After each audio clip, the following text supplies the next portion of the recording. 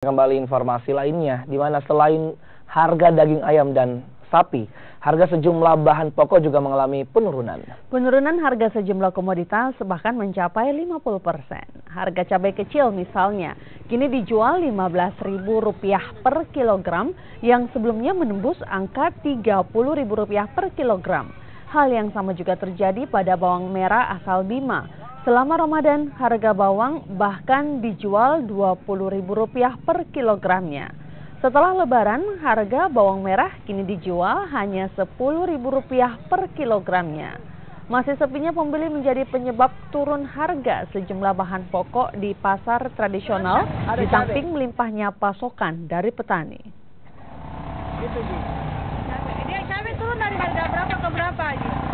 Dari harga 30 turun 15.000. Berarti dia turun setengah harga deh, 60% dia ini. Sejak kapan itu